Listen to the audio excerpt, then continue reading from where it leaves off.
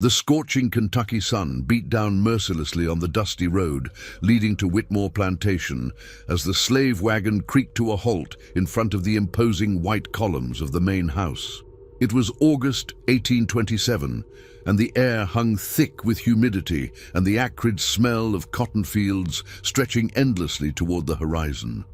Anna stepped down from the wagon with deliberate grace, her dark eyes scanning the sprawling estate that would become her prison. At 22, she possessed a quiet beauty that had already brought her nothing but suffering in Virginia.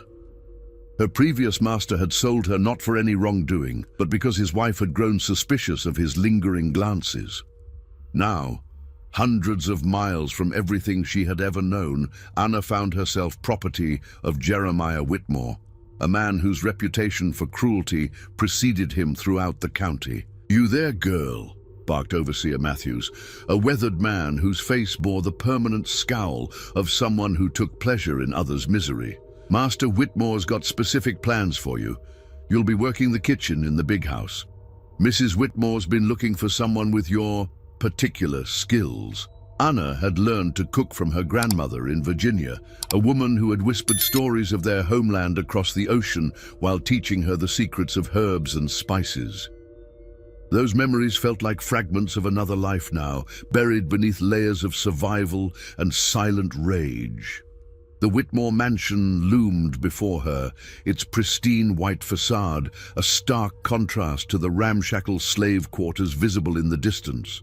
Through the tall windows, Anna could see the silhouettes of the family moving about their daily routines, oblivious to the new presence that would soon infiltrate their most intimate space, their meals. As she was led toward the servants' entrance, Anna caught sight of 3 young men on the front porch. The Whitmore sons, Thomas, 25, and already showing signs of his father's cruel disposition; William, 23, and known for his violent temper; and James, the youngest at 19, whose boyish face masked a calculating mind that had learned cruelty at his father's knee. "Those are the young masters," Matthews explained, with a tone that suggested both reverence and warning. "You'll be cooking for them, among others. They have refined tastes. Don't disappoint them." Anna nodded silently, her expression betraying nothing of the thoughts churning beneath the surface. She had learned long ago that survival depended on invisibility, on becoming a shadow that moved through the world without drawing attention. But as she watched the Whitmore sons laugh at some private joke, she felt something cold and calculating settle in her chest. The kitchen was larger than any she had worked in before, with a massive hearth that dominated one wall and shelves lined with copper pots and imported spices. Mrs. Whitmore, a thin woman with sharp features and cold blue eyes, gave Anna a cursory inspection before launching into a detailed list of expectations. "The family dines at precisely 6 o'clock each evening," Mrs. Whitmore explained, her voice carrying the authority of someone accustomed to absolute obedience. "Breakfast is served at 7, and the young masters often require refreshments throughout the day. You will prepare everything to perfection, or you will face the consequences." As Mrs. Whitmore departed, Anna found herself alone in the kitchen for the first time. She moved through the space methodically, familiarizing herself with every pot, every knife, every ingredient. This would be her domain, her sanctuary, and perhaps, though she didn't yet know it, her weapon. That evening, as she prepared her first meal for the Whitmore family, Anna could hear their voices drifting from the dining room. They spoke casually of the day's work, of plans to acquire more land, of the problem of feeding so many slaves during the approaching harvest season. Their words carried the casual indifference of people discussing livestock rather than human beings. As Anna arranged the roasted chicken and vegetables on the finest china, she felt the weight of countless eyes upon her. the eyes of every slave who had suffered under Whitmore rule, every person who had died in these fields, every soul who had cried out for justice that would never come through conventional means. She served the meal with downcast eyes and silent efficiency, noting how the family barely acknowledged her presence. To them, she was simply another piece of property, as insignificant as the furniture or the silverware. This invisibility, Anna realized, might prove to be her greatest advantage. Later that night, as she cleaned the kitchen and prepared for the next day, Anna allowed herself a moment to truly observe her surroundings. Through the window, she could see the slave quarters in the distance, where oil lamps flickered like dying stars. She could hear the faint sounds of exhausted voices, of children crying, of lives being slowly ground down by the machinery of bondage. The Whitmore family slept peacefully in their beds above, their stomachs full of food prepared by hands they would never consider capable of anything beyond servitude. But Anna was already beginning to understand that the kitchen held power they could never imagine, the power to nourish, to sustain, and perhaps, when the time was right, to exact a justice that would be both terrible and complete. As she extinguished the last lamp and made her way to her small quarters behind the kitchen, Anna carried with her the beginning of something that would grow in the darkness of the coming months. It was not yet a plan, but rather a seed of possibility, planted in soil made fertile by years of suffering and watered by an anger that ran deeper than the roots of the ancient oaks that shaded the plantation grounds. The first day had ended, but Anna's true work was only just beginning. September arrived with an unforgiving heat that seemed to leach the very life from the Kentucky soil. The cotton plants, once lush and promising, began to wither under the relentless sun. Wells that had never failed started to run low, and the creek that wound through the Whitmore property slowed to a muddy trickle. The drought had settled over the land like a curse, and with it came the first whispers of what would become a season of death. Anna had been at the plantation for nearly a month, and she had learned to read the rhythms of the house with the precision of a clockmaker. She knew that Thomas Whitmore preferred his coffee strong and bitter, that William had a weakness for sweet pastries that reminded him of his childhood, and that young James watched her with an intensity that made her skin crawl. She had also learned that Jeremiah Whitmore's temper grew shorter with each passing day as reports of failing crops reached his ears. The slave quarters, always a place of hardship, began to echo with new sounds of suffering. The reduced water rations meant that the weakest among them, the elderly, the sick, the very young, started to succumb to dehydration and heat exhaustion. Anna watched from the kitchen window as bodies were carried from the quarters, with increasing frequency, wrapped in rough burlap, and taken to the far edge of the property where they were buried in unmarked graves. "Damn this weather!" Jeremiah Whitmore cursed one morning as he stormed into the kitchen, his face red with frustration and heat. "We're losing slaves faster than we can replace them, and the harvest is going to be a disaster." Anna kept her eyes downcast as she prepared his breakfast, but she absorbed every word. The master's financial troubles were becoming apparent in small ways. The reduction in expensive imported spices, the instruction to make smaller portions stretch further, the increasingly frequent arguments between him and his wife about household expenses. It was during the second week of September that Anna first noticed the change in how the dead were being handled. Instead of the usual burial detail, she observed Overseer Matthews directing slaves to simply dump the bodies in a ravine at the far edge of the property. The ground had become too hard to dig proper graves, and Whitmore had declared it a waste of valuable labor to spend time on proper Christian burials for property. The callousness of this decision sparked something dark and calculating in Anna's mind. As she went about her daily tasks, preparing meals, cleaning the kitchen, serving the family, she found herself thinking more and more about those abandoned bodies. The family complained constantly about the reduced quality of their meals due to the shortage of fresh meat. The local livestock were dying from the heat and lack of water, and supply wagons from town had become irregular and expensive. One evening, as Anna served dinner to the Whitmore family, she listened to their conversation with new attention. "Father, surely we can afford to purchase meat from the Hendersons," William suggested, cutting into a piece of salt pork that had seen better days. "Their livestock seems to be faring better than ours." "Every penny counts now, boy," Jeremiah replied sharply. "We'll make do with what we have until this damned drought breaks." "But the quality of our meals has declined so significantly," Thomas added, pushing vegetables around his plate with obvious distaste. "Surely there must be some solution." Anna felt a chill run down her spine that had nothing to do with the evening air. As she cleared the plates and returned to the kitchen, an idea began to form. Terrible, perfect, and utterly unthinkable. She stood at the window, looking out toward the ravine where the bodies lay, and for the first time since arriving at the plantation, she allowed herself to smile. The next morning brought news that old Samuel, a slave who had worked the Whitmore fields for over 30 years, had died during the night.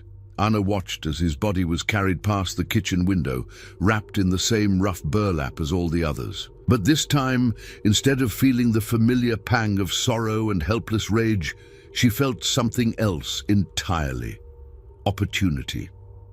That afternoon, while the family rested during the hottest part of the day, Anna made her first journey to the ravine. The walk took her through a grove of dying oak trees, their leaves brown and brittle despite the season. The smell hit her before she saw the bodies, the sweet, cloying scent of decay that seemed to hang in the still air like a physical presence. The ravine was deeper than she had expected, and the bodies lay scattered at the bottom like discarded dolls. Some were recent, still recognizable as the people she had known. Others had been there longer, reduced to little more than bones and tattered clothing. Anna stood at the edge, looking down at this monument to Whitmore cruelty, and felt her resolve crystallize into something as hard and sharp as the kitchen knives she wielded daily. She had learned butchery from her uncle in Virginia, a skill that had seemed merely practical at the time. Now, as she studied the scene below, she realized that all of her life's experiences had been preparing her for this moment. The cooking skills passed down from her grandmother, the knowledge of herbs and spices, the understanding of how to prepare meat. It all came together in a plan so audacious and horrifying that she almost laughed at its simplicity. That evening, as she prepared what would be the last conventional meal she would ever serve the Whitmore family, Anna felt a strange sense of peace settle over her. The family ate their simple fare with their usual complaints about quality and quantity, never suspecting that their cook was already planning a menu that would satisfy their appetites in ways they could never imagine. As she cleaned the kitchen that night, Anna began to make her preparations. She would need to be careful, methodical, and above all, patient. The drought showed no signs of breaking, which meant the supply of her new ingredient would continue to be replenished. The family's complaints about the food would provide the perfect cover for her to experiment with new recipes and preparation methods. Standing in the darkness of her kitchen domain, surrounded by the tools of her trade, Anna began to plan the most elaborate and terrible meal service in the history of Kentucky. The Whitmore family had grown fat on the suffering of her people for generations. Soon, they would discover what it truly meant to consume the fruits of their cruelty. The drought had brought death to the plantation, but Anna would transform that death into something else entirely. A justice served one meal at a time. October's arrival brought no relief from the merciless heat, and the death toll in the slave quarters continued to climb. Anna had been watching, waiting, and planning for 3 weeks since her first visit to the ravine. She had made several more trips, always during the afternoon rest period when the plantation lay still under the oppressive sun, studying the bodies and making mental notes about preservation, decomposition, and selection. The morning that would mark the beginning of her terrible campaign started like any other. Anna rose before dawn to begin breakfast preparations, moving through the familiar routine of lighting the fire, heating water, and arranging ingredients. But today, hidden beneath a cloth in her basket, lay something that would forever change the nature of her service to the Whitmore family. She had chosen carefully a portion from Marcus, a young field hand who had died just 2 days prior from heat exhaustion. He had been strong and healthy before the drought claimed him, and Anna had retrieved what she needed under cover of darkness. Her grandmother's butchering lessons, guiding her hands with steady precision. The meat looked no different from pork when properly prepared, and Anna had taken great care in its cleaning and seasoning. She had soaked it overnight in a mixture of herbs and spices that would mask any unusual flavors, drawing upon knowledge passed down through generations of women who had learned to make the most of whatever ingredients were available. As the sun rose higher, Anna began preparing what she had decided to call her special breakfast sausage. She ground the meat with practiced efficiency, mixing in familiar spices, sage, thyme, black pepper, and a touch of cayenne that the family particularly enjoyed. The mixture looked and smelled exactly like the pork sausages she had made countless times before. The kitchen filled with the aroma of cooking meat as Anna formed the mixture into patties and set them to sizzle in the large iron skillet. She prepared the rest of the meal with her usual attention to detail: fresh biscuits, scrambled eggs from the henhouse, and preserves made from the last of the summer berries. Everything had to be perfect for this inaugural meal. At precisely 7 o'clock, Anna carried the breakfast service into the dining room, where the Whitmore family had already assembled. Jeremiah sat at the head of the table, his face bearing the perpetual scowl that had deepened with each day of the drought. His wife, Margaret, picked at her food with the delicate distaste of someone who had never known true hunger. The three sons took their usual places, their conversation focused on the day's work and the continuing problems with the failing crops. "What's this, Anna?" Thomas asked, cutting into one of the sausage patties with his knife. "It looks different from your usual preparation." Anna kept her voice steady and respectful as she replied, "I found some new seasonings in the pantry, Master Thomas. I thought you might enjoy a change from the usual fare." "Well, it certainly smells appetizing," William commented, taking a generous bite. "Much better than that tough salt pork we've been enduring." Anna watched with fascination as the family consumed their breakfast with obvious pleasure. James, the youngest, actually complimented the flavor, saying it was the best sausage he had tasted in months. Margaret Whitmore, who rarely showed enthusiasm for anything, asked for a second helping. "This is excellent, Anna," Jeremiah declared, his mood visibly improved by the quality of the meal. "Whatever you've done differently, continue doing it. It's about time we had some decent food in this house again." Benny. As Anna cleared the plates, she noted with dark satisfaction that every morsel had been consumed. The family had eaten with genuine appetite, praising the very meal that represented the ultimate violation of everything they claimed to hold sacred. The irony was so perfect that Anna had to suppress the urge to smile as she returned to the kitchen. Throughout the day, she went about her usual tasks with a new sense of purpose.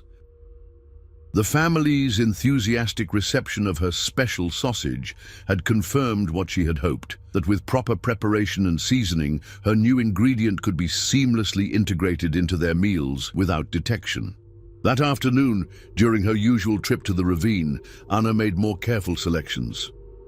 She had learned from her grandmother that different cuts of meat required different preparation methods, and she began to plan a varied menu that would showcase her culinary skills while serving her deeper purpose. The evening meal featured what Anna presented as a new preparation of beef stew. She had spent hours carefully preparing the meat, cutting it into small pieces and slow cooking it with vegetables from the kitchen garden.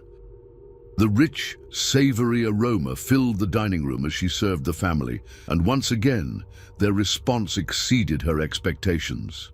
"Anna, this is remarkable," Thomas said, savoring each bite. "Where did you manage to find such tender beef? I thought all our cattle had succumbed to the drought." "I've been very careful with the remaining stores, Master Thomas," Anna replied smoothly. "And I've learned some new techniques for tenderizing tougher cuts of meat." The conversation around the table that evening was more animated than it had been in weeks. The family's spirit seemed lifted by the improved quality of their meals, and they spoke optimistically about the future, about plans for expanding the plantation once the drought ended, about the profits they would make from the next cotton harvest. Anna listened to their words with a mixture of fascination and revulsion. Here they sat, consuming the flesh of the very people they had worked to death, and their primary concern was how to acquire more slaves to replace those who had died. The casual cruelty of their conversation, combined with their obvious enjoyment of the meal, confirmed for Anna that she was not merely serving justice, she was revealing truth. As she cleaned the kitchen that night, Anna reflected on the day's success. The family had not only accepted her new offerings, but had actively praised them.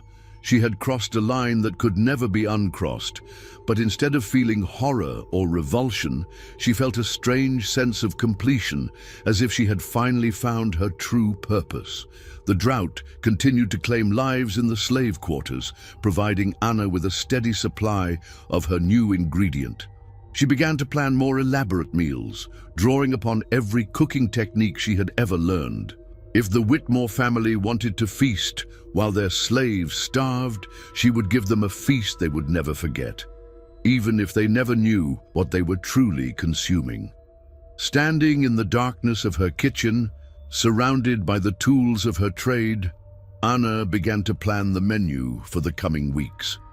She had discovered that she possessed a talent for this new form of cooking, and she intended to explore every possibility it offered.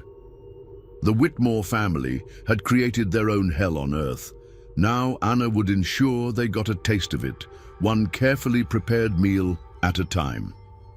November brought with it a subtle shift in the plantation's atmosphere. While the drought continued its merciless grip on the land, the Whitmore family's spirits had notably improved, thanks entirely to what they perceived as Anna's sudden culinary genius.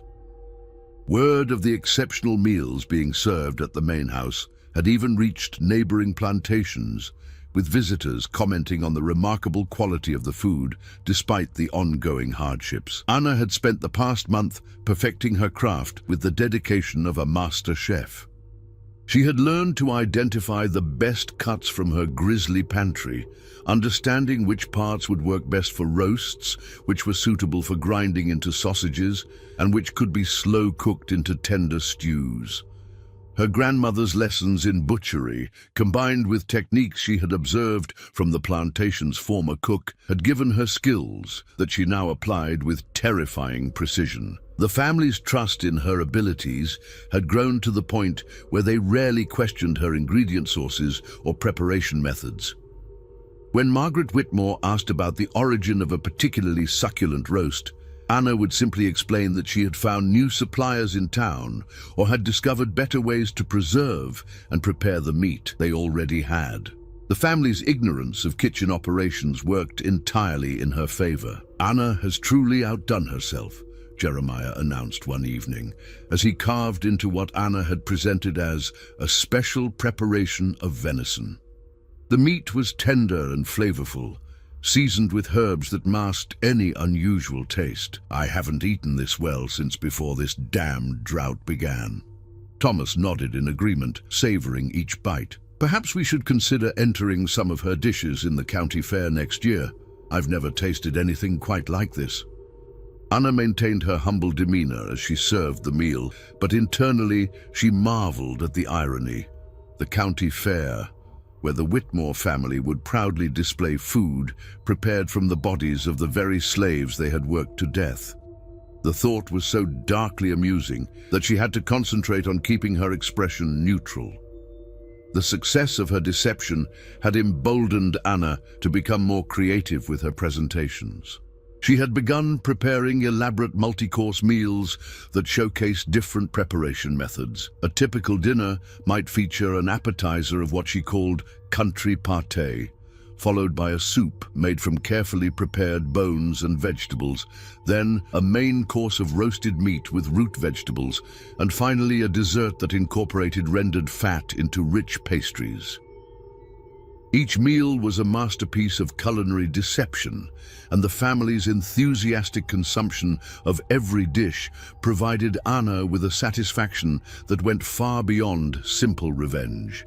She was forcing them to literally consume the consequences of their cruelty, to take into their bodies the very people they had treated as less than human. The slave quarters continued to provide a steady supply of Anna's raw materials. The drought showed no signs of breaking, and the death toll mounted with each passing week. Anna had developed a system for her nocturnal harvesting, timing her trips to the ravine to coincide with the household's deepest sleep. She had also created a hidden storage area in the root cellar, where she could properly preserve her ingredients using salt and herbs. Her technique had become so refined that she could prepare an entire meal without leaving any evidence of her true ingredients. Every bone was carefully disposed of in the plantation's lime pit. Every scrap of unused material was buried far from the house, and every tool was meticulously cleaned after use. The kitchen remained as spotless and innocent-looking as ever. One evening in late November, the Whitmore family hosted a dinner party for several neighboring plantation owners.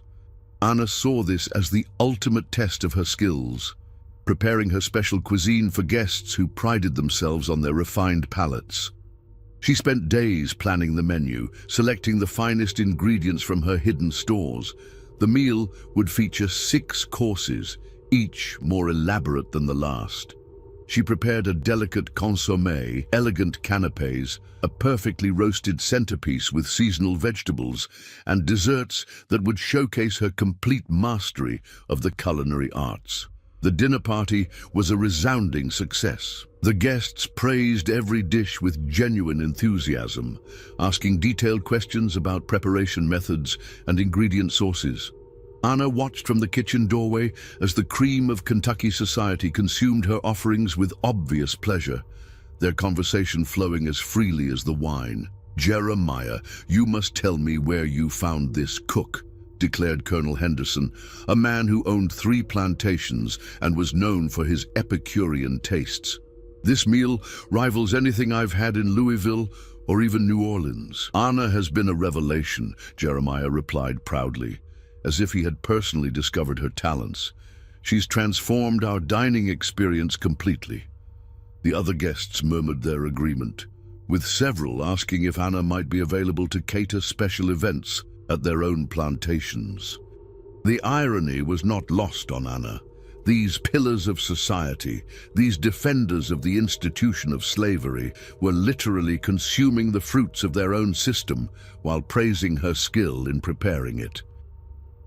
As the evening progressed and the guests became more animated with wine and good food, their conversation turned to the usual topics: the challenges of managing slave labor, the economic impact of the drought, and their shared frustrations with what they saw as the increasing difficulty of their human property. "The problem is that they're becoming too comfortable," declared Judge Morrison, cutting into another portion of Anna's roast. "They need to be reminded of their place more frequently." "Absolutely," agreed Thomas Whitmore. "Father's been too lenient lately. A few public whippings would improve their attitude considerably." Anna listened to this conversation while serving dessert, her face a mask of servile attention, while her mind burned with rage. These men sat at their table, consuming the flesh of the people they spoke of torturing, completely oblivious to the justice being served with each bite. The dinner party ended near midnight, with the guests departing in high spirits, and with promises to spread word of the exceptional cuisine being served at the Whitmore plantation. Anna cleaned the kitchen with methodical precision, already planning how she would use this newfound reputation to expand her terrible art. As she prepared for bed that night, Anna reflected on how far she had come since that first tentative meal in October. What had begun as a desperate act of revenge had evolved into something far more sophisticated, a sustained campaign of justice that forced her oppressors to literally consume the consequences of their actions. The drought continued, the deaths in the slave quarters mounted, and Anna's reputation as a culinary genius grew with each passing day. She had found her calling in this terrible work, and she intended to pursue it with the same dedication that her ancestors had brought to their own survival. The Whitmore family and their guests would continue to feast, never knowing that they were participating in their own moral destruction, one carefully prepared meal at a time. December arrived with an unexpected chill that seemed to seep into the very bones of the plantation. The drought had finally broken in late November, but the damage was done. The cotton crop was ruined, the livestock decimated, and the slave quarters had been transformed into a graveyard. Yet paradoxically, the main house had never seen such culinary abundance. Anna's reputation had spread throughout the county, and the Whitmore family found themselves hosting an endless stream of dinner guests eager to experience her legendary cooking. Una had been perfecting her craft for 3 months now, and her confidence had grown with each successful meal. She had developed an extensive repertoire of dishes, each one a masterpiece of deception that showcased different preparation techniques. Her special ham had become particularly popular among the family's guests, and her exotic game stews were requested at every dinner party. But success brought its own dangers, and Anna had begun to notice subtle changes in the atmosphere around the plantation. The first sign of trouble came from an unexpected source, young James Whitmore, who had always been the most observant of the 3 brothers. "Anna," he said one morning as she prepared breakfast, his voice carrying a tone she had never heard before, "I've been wondering about your meat sources. With all our livestock dead and supply wagons so irregular, how do you manage to serve such elaborate meals every day?" Anna kept her hands steady as she continued her work, but her mind raced. "I've been very careful with preservation, Master James, and I've found some new suppliers in town who've been able to provide quality ingredients despite the shortages." James studied her face with an intensity that made her skin crawl. "That's remarkable efficiency. Perhaps you could show me these preservation techniques sometime. I'm quite interested in learning more about food preparation." The conversation left Anna deeply unsettled. James had always been the most intelligent of the Whitmore sons, and his sudden interest in her methods suggested that her deception might not be as perfect as she had believed. She would need to be more careful, more creative in her explanations. The second warning sign came from the slave quarters themselves. Anna had noticed that some of the older slaves had begun to look at her with a mixture of fear and suspicion. Their whispered conversations would stop abruptly when she passed, and she caught fragments of words that suggested they were beginning to piece together the truth about the disappearing bodies. Old Martha, who had worked in the main house before Anna's arrival, approached her one evening as she returned from the kitchen garden. "Child," Martha said in a voice barely above a whisper, "folks been talking. They say bodies been going missing from the ravine. They say strange things been happening since you started cooking for the big house." Anna met the old woman's eyes steadily.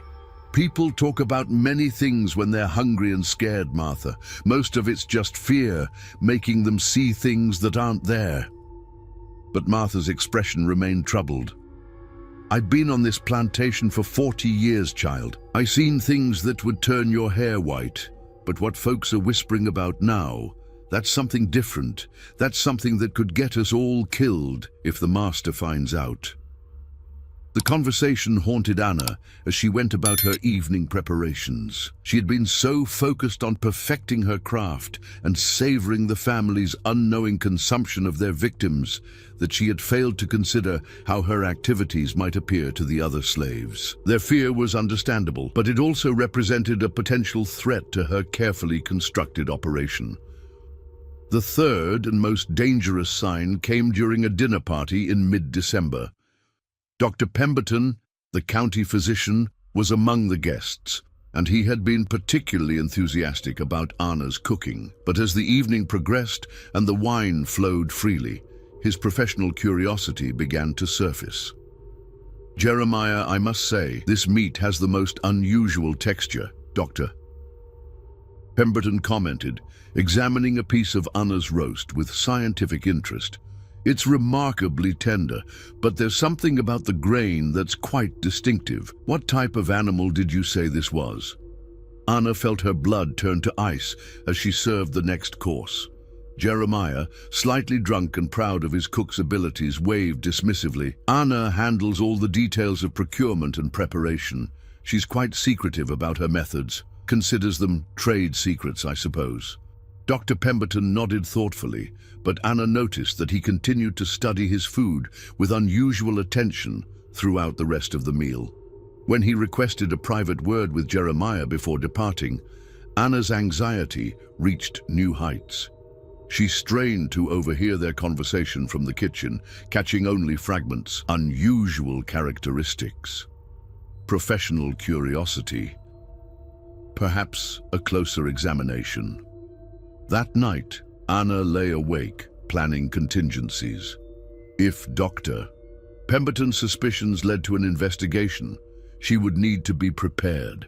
She had always known that her campaign of justice carried enormous risks, but the satisfaction of watching the Whitmore family consume the flesh of their victims had made those risks seem worthwhile. The next morning brought an unexpected development. James Whitmore appeared in the kitchen earlier than usual, his expression serious and determined.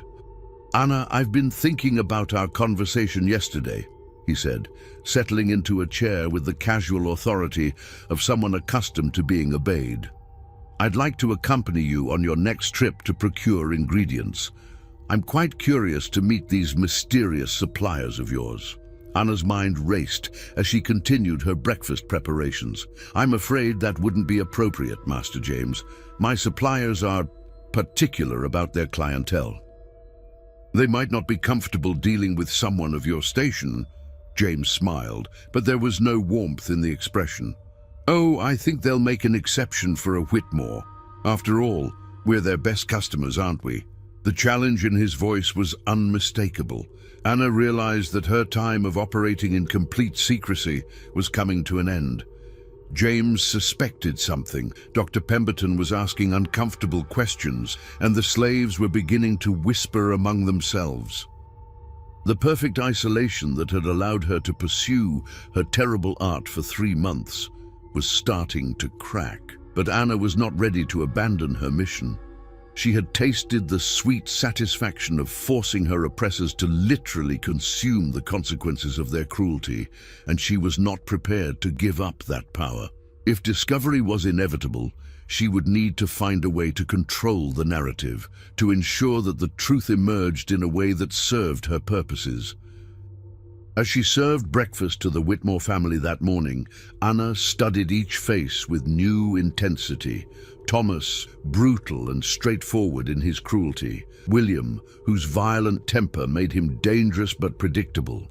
James, intelligent and suspicious, the greatest threat to her continued operation. And Jeremiah, the patriarch whose casual evil had created the conditions that made her campaign of justice possible. They ate her food with their usual enthusiasm, praising the flavors and textures that had become their daily pleasure. But Anna could sense the change in the air, the subtle shift that suggested her secret was beginning to unravel.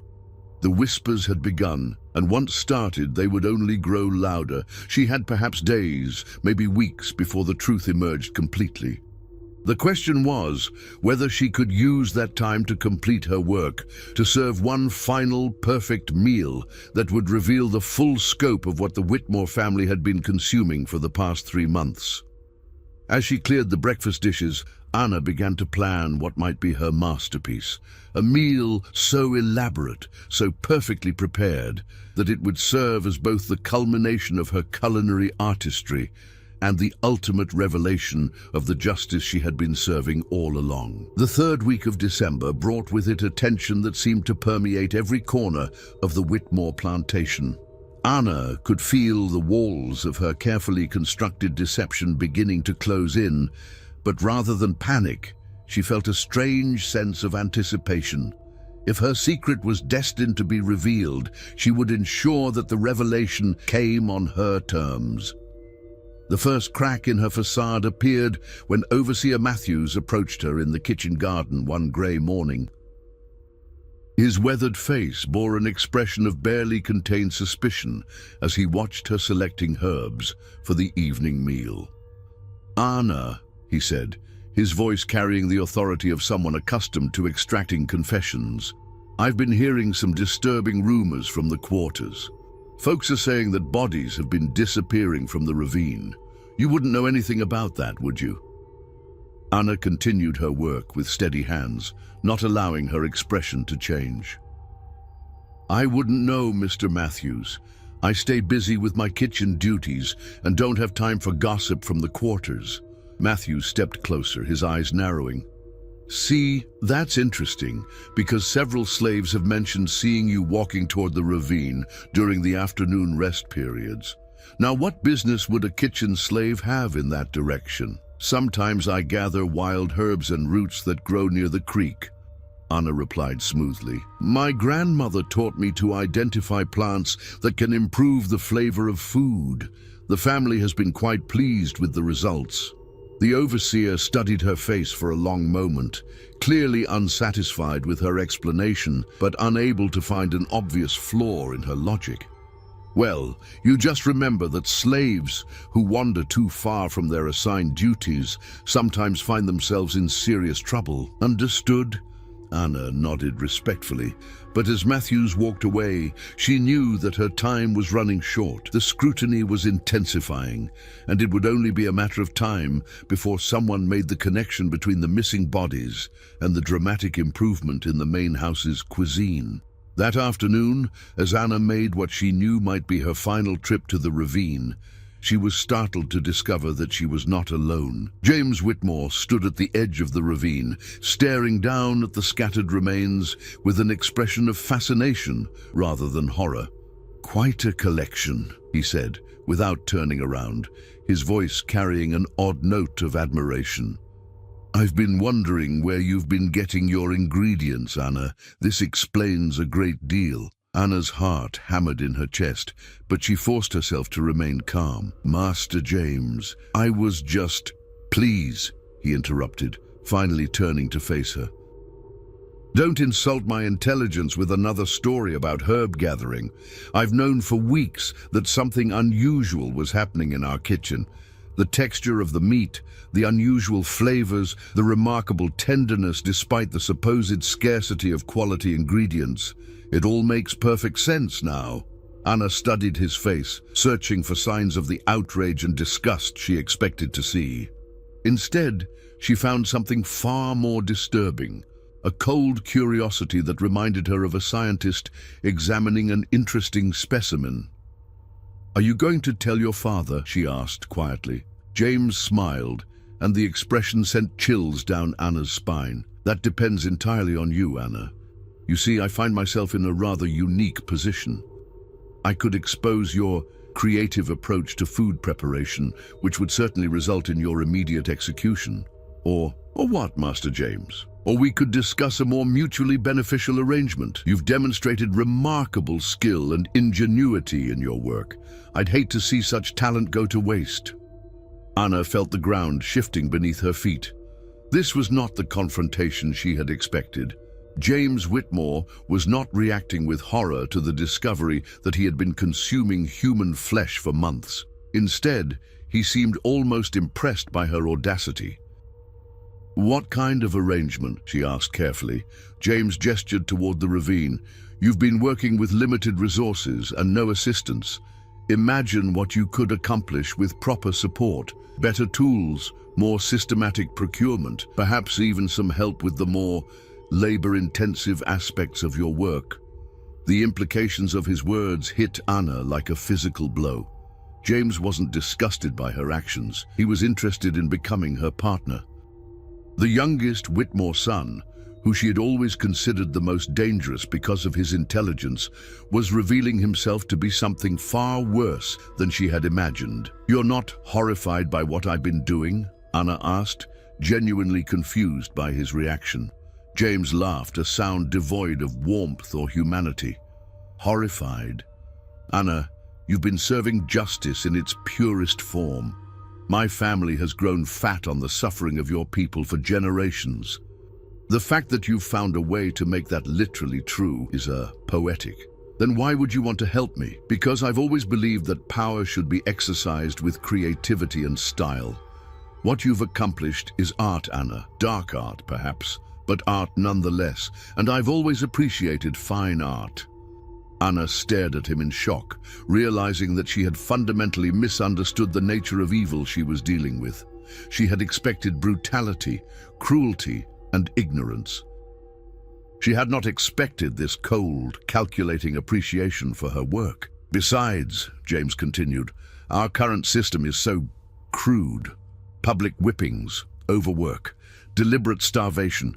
It's all so obvious and unimaginative. Your approach is far more elegant, more personal." As they walked back toward the main house together, Anna's mind reeled with the implications of this unexpected alliance. She had thought she was serving justice by forcing the Whitmore family to consume their victims.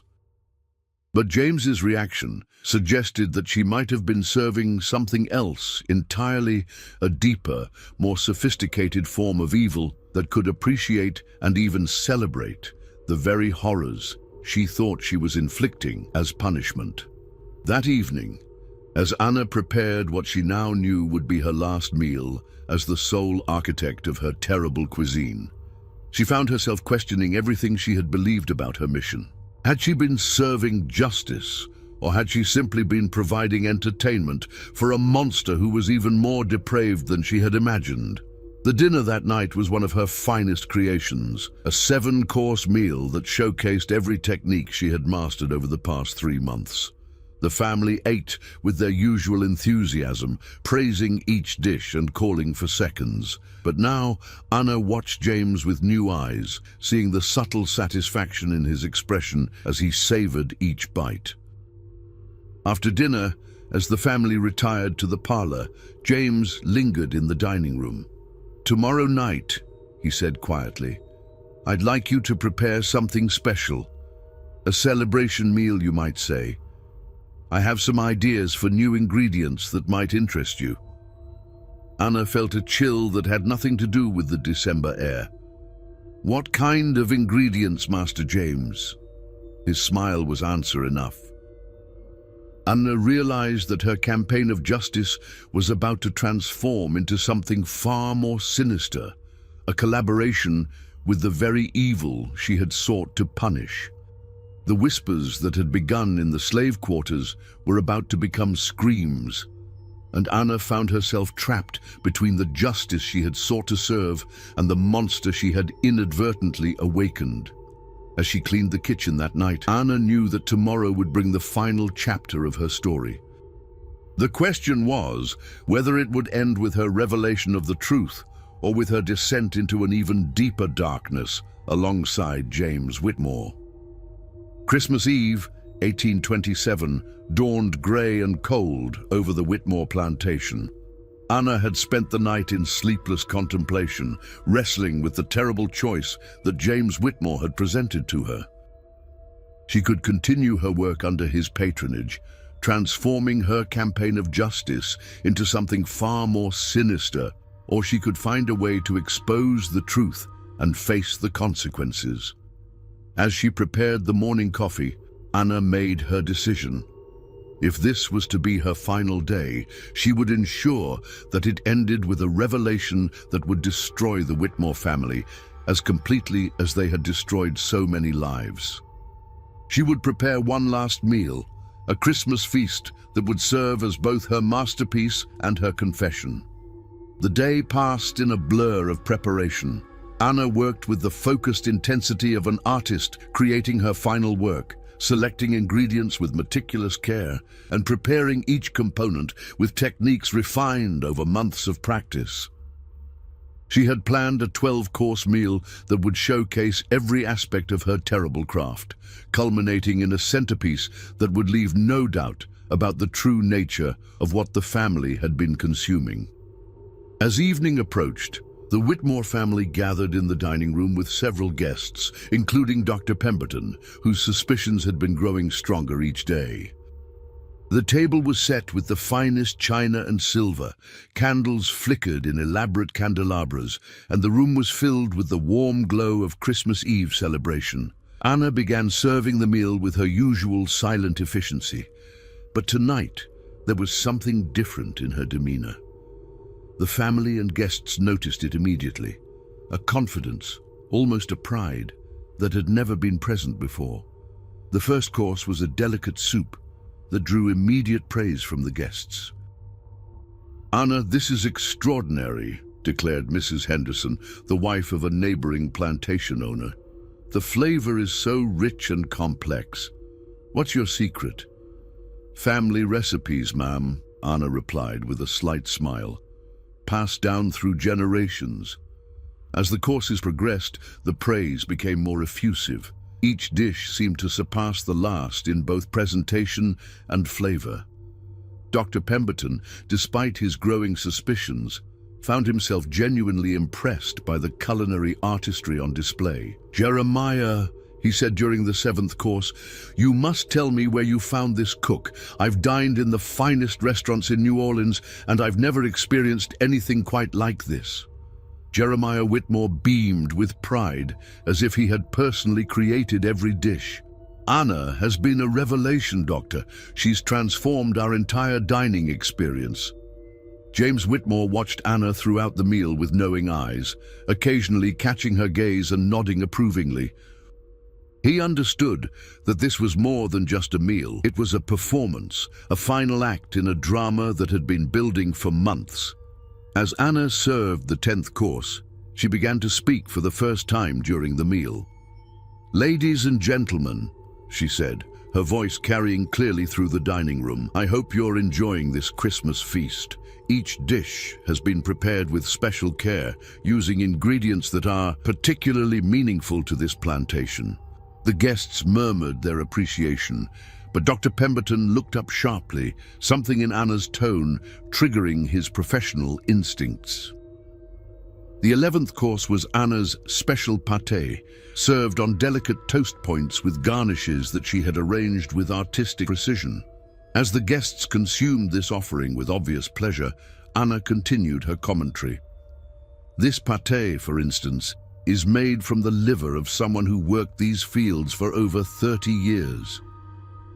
He died of exhaustion and dehydration during the drought, but his sacrifice has nourished this family in ways they never imagined." The room fell silent. Forks paused halfway to mouths.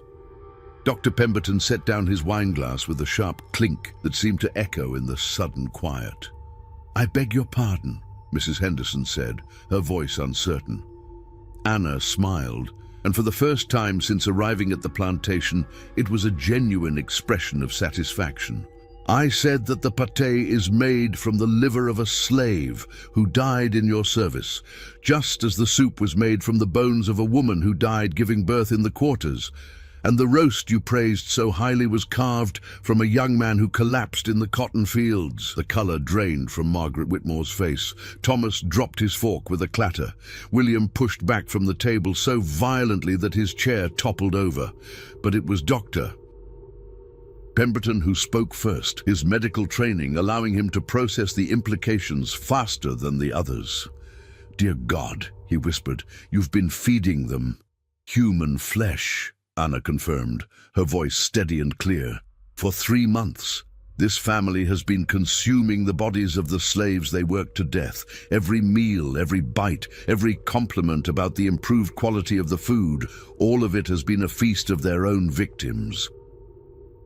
Jeremiah Whitmore's face had turned purple with rage and horror. You devil! You've poisoned us! You've damned our souls! Anna laughed, a sound that seemed to come from somewhere deep and dark within her. Poisoned you? No, Master Whitmore. I've simply given you a taste of your own medicine. You've grown fat on the suffering of my people for generations. I just made it literal. The room erupted in chaos. Mrs. Henderson began retching violently. Doctor. Pemberton staggered to his feet, his face pale with shock. The Whitmore sons looked at each other in horror, except for James, who sat quietly with an expression that might have been admiration. You realize, James said calmly, that this confession will result in your immediate execution. Anna nodded. I've always known how this would end, Master James, but I wanted you to know the truth first. I wanted you to understand exactly what you've been consuming while you planned the deaths of more of my people. Jeremiah Whitmore was on his feet now, his hand reaching for the bell that would summon the overseer. Matthews, he roared, get in here now!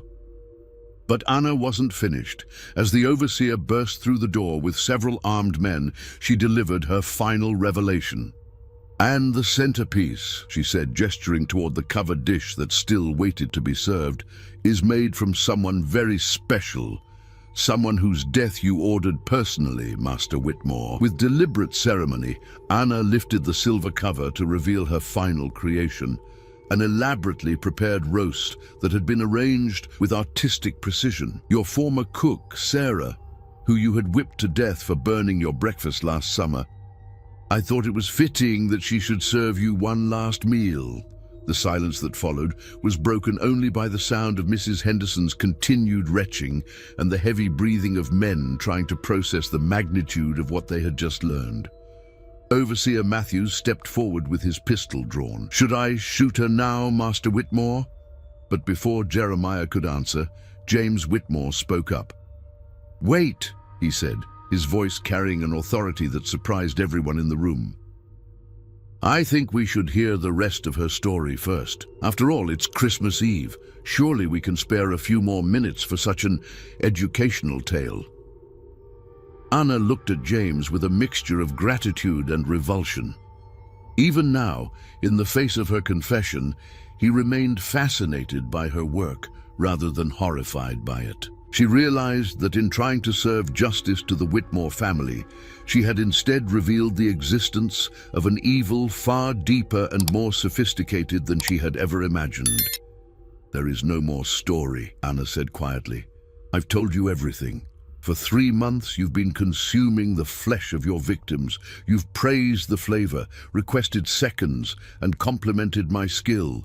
You've literally eaten the fruits of your own cruelty, and you've enjoyed every bite.